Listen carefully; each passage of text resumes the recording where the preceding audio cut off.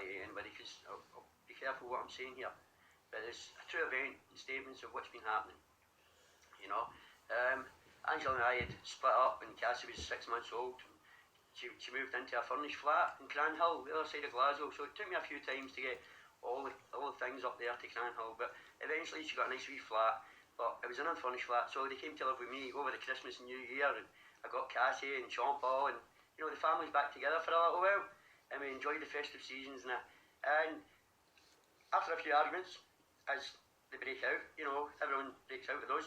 I got them moved back in. It took me 6 weeks to decorate and get it all for Cassie to be living in. And I did it, you know, a couple of days a week for 6 weeks. But time was ready, they had to move, so I moved them in.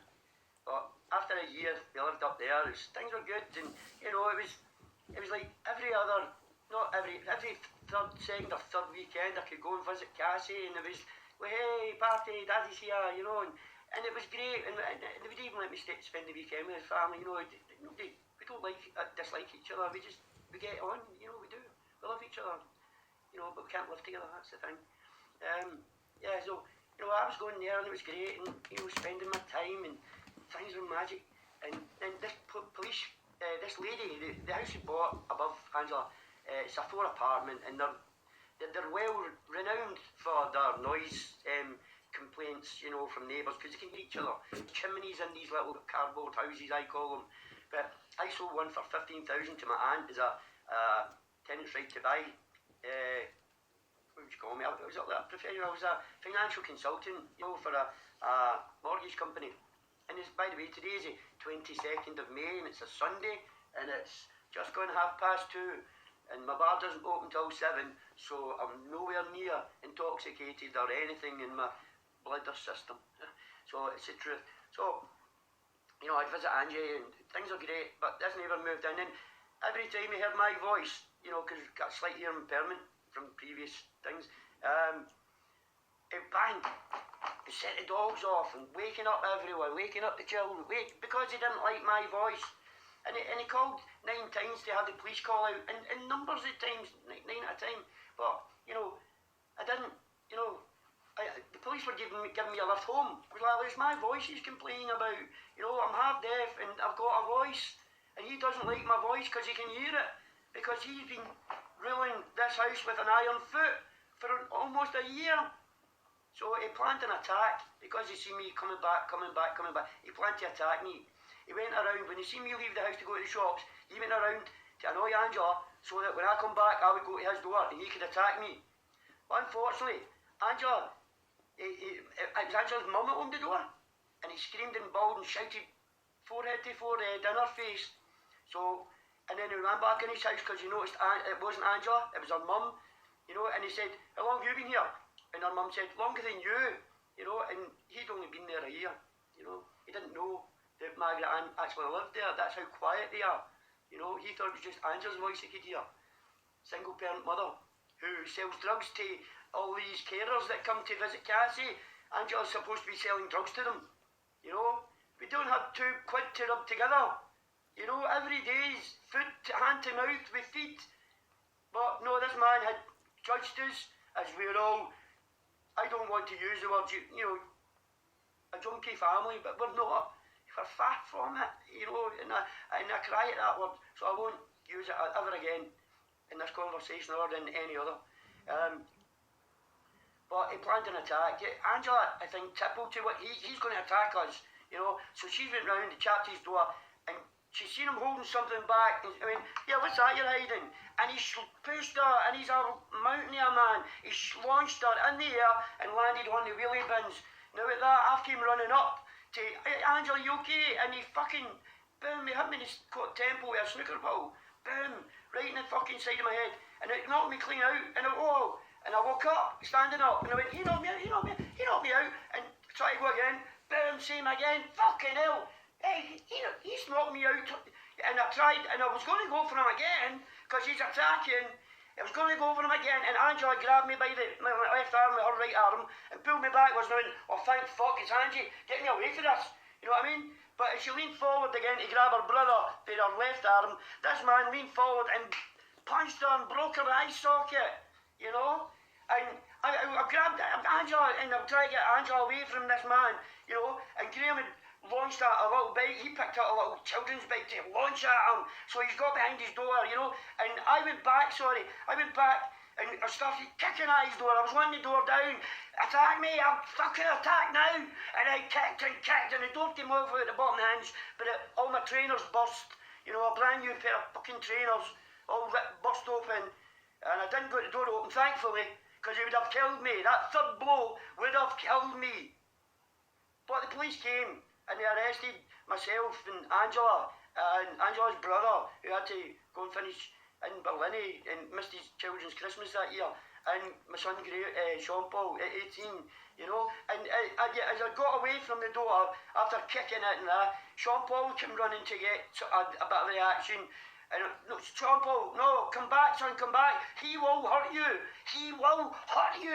that man was on killer mode, he fucking planned a full frontal assault on my family, and since then, I've been charged with a breach and let go, and I promised not to go near that address. So I've missed, God knows how many weekends I've missed partying with my wee Cassie and the rest of my family, because we all love each other and show respect, and we don't make that much fucking noise. My voice is all he hears, and my life has been ruined by this man. 3 angry men have ruined my life, in fact. An angry man came in and attacked me in my bed. It was 2.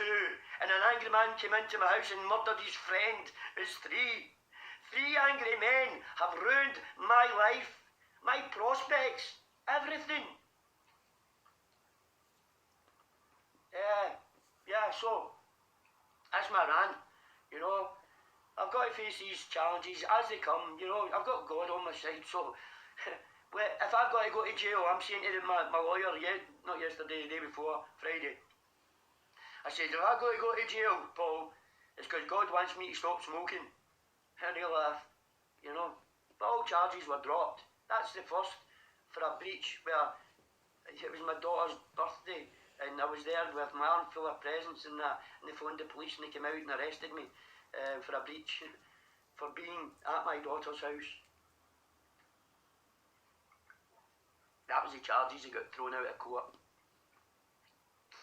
This man is a Rottweiler. If that court, you know, I got probation, I'm out on probation not to go near the door. This man is a human Rottweiler who's full of roid rage, and if they think I'm going to go and chap his door, then they should lock me up for being insane. And I said that to my lawyer before we went in, but I didn't have to go in. He just came out and said, you can go home. It's okay. But it was a journey, it was a great wee journey, and a few other things happened in my journey, and I managed to give out a few cards, and I meet a few people, I met a veteran outside, you know, because I was skint, so, you know, he gave me a wee bit, and said, you know, it was great. In fact, I got home, no problem. I got there, and I got back, that was it, and the journey was terrific, you know, but my next trial, this is the one I'm telling you about. I launched an attack on my family, so I've missed God knows how many weekends with my wee 3-year-old daughter, you know.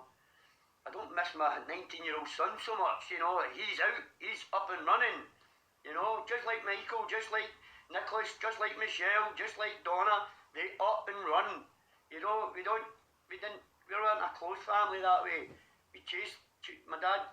I'm talking about my dad. I see me when I'm recording this, and I see my father looking at me. That's not me in that recording. It's my father talking. It is so spiritually uplifting, and it has made me so determined and so happy to carry on. I'd lost my father when he passed away. I couldn't find one single trace of him. He'd been wiped out from everything, but it's under investigation, and we're going to find my father, because it took me 3 years to find him at the bottom of a 1971 House of Commons meeting. I read every meeting, and it was the longest ever meeting in the House of Commons for the Upper Clyde Shipyards. The government shipyards, you know, the Upper Clyde, sorry. You know, there was 262 no's. Ayes, 262 ayes. My dad was down there, O'Halloran, Michael, you know, and there was 282 no's. But I read through the whole Union Common meeting. I even went further back, you know, just out of interest then, because once you've read it, you become interested. And I went back to 1969 one, and I read that full one as well, like 12 hours long House of Commons meetings. Fantastic. I felt like an MP by the time I was finished.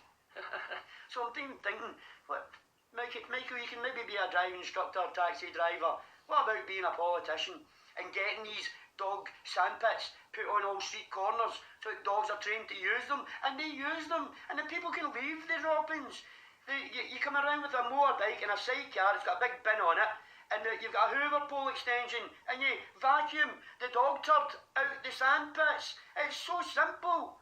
That's what the Germans have been doing for 20, 30 years, cleaning up their dog mess.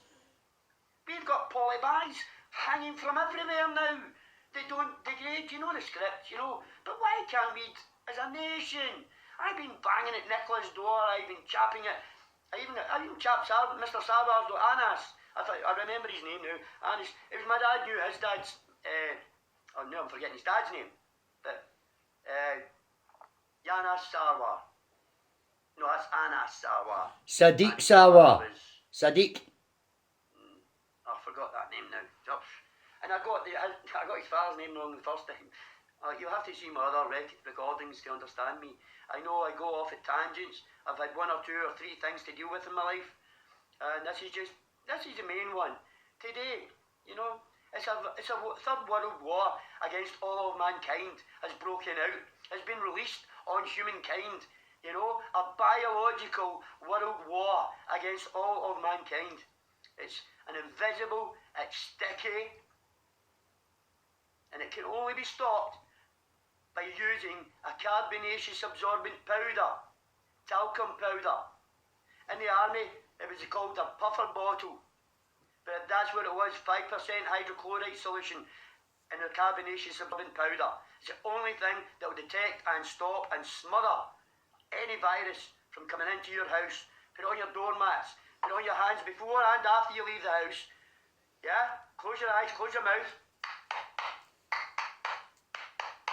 Job done. You have decontaminated yourself for the day, and you're not carrying a virus about. You're absorbing the virus that comes a bit into contact with you from around you. You know, so people, the army should be out in the streets, talcuming all these places, the bus stops, the train stations, and, you know, like, let's do a bit. You know, let's fight back. It's time to fight back. You know, I'm geared for war now. They woke me up, Michael, what? There's a world war going on. Oh, is there? Where do you fight it? Where's the front line? Your fucking armchair. It's came to your door. People are walking it in off the street to kill you. So there's talcum on my doormat. Stamp your feet when you come in my house. Put some talc in your handies. Clap your hands, clap your handies. It's that simple, you know. And I don't know if I can make this go live now, because it's I've got a pre-trial coming up, you know, but I can maybe send it to my lawyers. That's what I'll do. That's what I will do. My lawyers that are listening, I will not put this anywhere near social media. You know, this is for just us just now. You know, but maybe in time, once things are dealt with, the truth can come out. You know, the same as the submarine sinking the HMS Sheffield. We were ordered to torpedo that floating graveyard. Instead of towing it home, we were ordered to sink it. I spoke with the captain of the submarine down in AA. He was giving me a lift home, so it wasn't in an AA meeting. I wasn't breaking anything. But this man cried and cried and wanted me to know. He wanted to tell people. But I hung off 35 years, and then someone said, no, Michael, you need to wait 38. So I've hung on 38 years. And this year, I'm talking about the HMS Sheffield being sunk by a British submarine. The first time in British history we have ever sank one of our own battleships. A battleship, not just a little ship. A battleship. We sank it. Such is life. Right. Namaste. God be with you. Grace and peace. Alaikum salam. And I love you. You are God. Everyone that sees this is God. Everyone in between seeing it is God. Everyone you'll ever see again is God. In all things. Amen. Thank you.